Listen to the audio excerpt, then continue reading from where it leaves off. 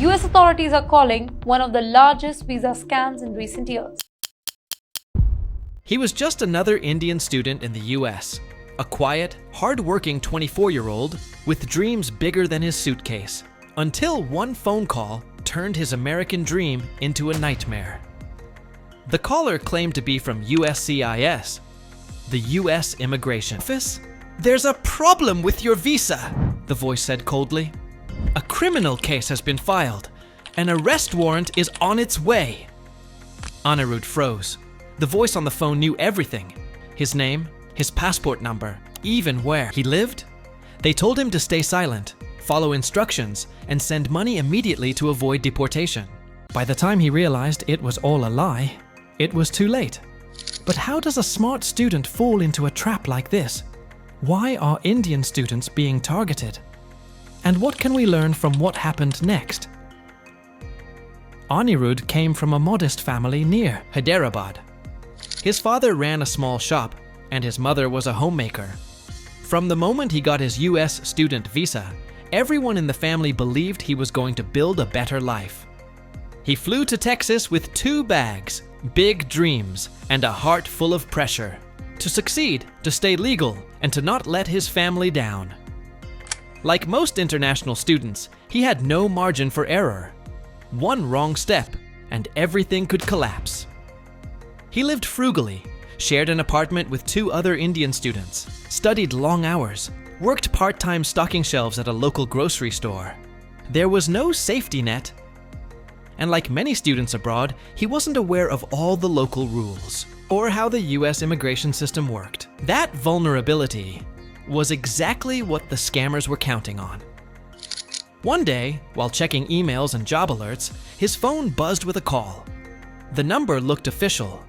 The voice was stern, but calm. "This is Officer Daniel White from USCIS." And so began the nightmare. So what exactly did they say? How did the scam work? Step by step. The call came just after 10 a.m. Anirudh had just finished a Zoom lecture and was checking emails when his phone rang. The caller ID showed USCIS, Washington, D.C.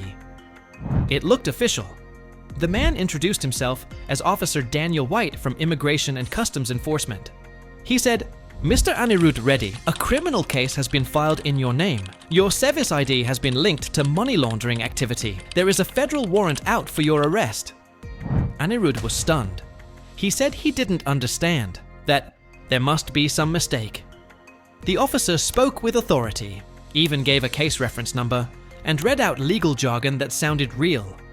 He said the only way to pause the case was to verify his identity and post a security bond immediately. It had to be paid through Apple gift cards, a method approved by the US Treasury for investigation purposes.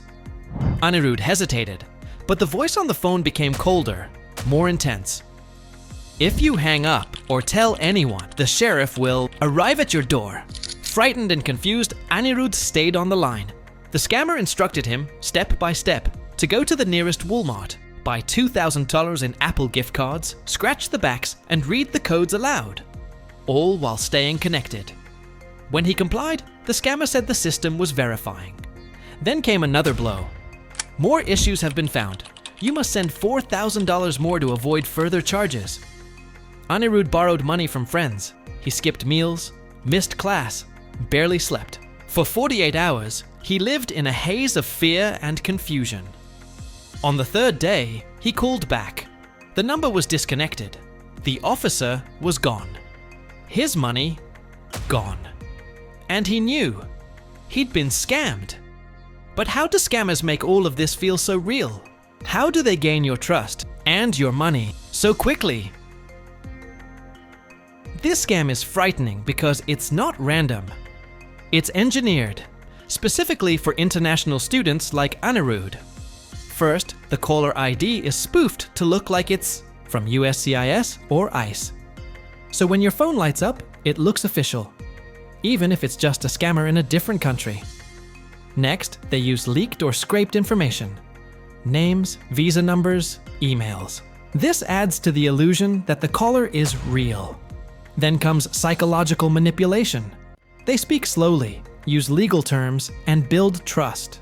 They trigger fear of deportation, the biggest fear for any international student. You're told to stay on the line, not speak to anyone, and follow their steps. To make it worse, they guide you to real stores, have you buy gift cards, and send the codes. Why gift cards? Because once you read the code out loud, it's gone forever. It's untraceable. It can be sold or used instantly.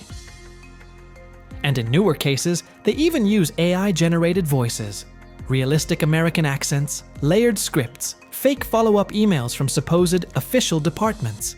This isn't just a scam, it's a performance. A high-pressure illusion designed to isolate, confuse, and rob victims in plain sight. So what happened to Anirudh after the scam? And how can others protect themselves from falling into the same trap? After the scam, Anirudh was devastated. He reported it to the FBI through ic3.gov. His university's international student office supported him, but the money was never recovered. He couldn't focus in class. He didn't tell his parents, afraid they'd panic. He lost trust, sleep, and his sense of safety. But as he opened up, he discovered he wasn't alone. Indian students across the US, from California to Georgia, have been hit by similar scams. Most were too ashamed to speak. Some never reported it. A few lost thousands of dollars. So, how can you protect yourself? No US agency will ever ask for payment over the phone, especially not in gift cards. Always verify before acting. If you're scared, hang up and call the real USCIS number yourself. Don't let anyone isolate you. Always talk to your international student advisor before taking action. Report scams, even if you didn't lose money.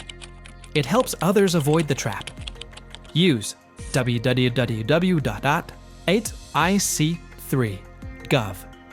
Remember, scammers use fear. The best defense is knowledge and calm. You came to the US chasing a dream. Don't let fear or fake authority steal that from you. In a world full of imposters, the best protection is awareness. If you found this story important, don't forget to like, share, and comment below.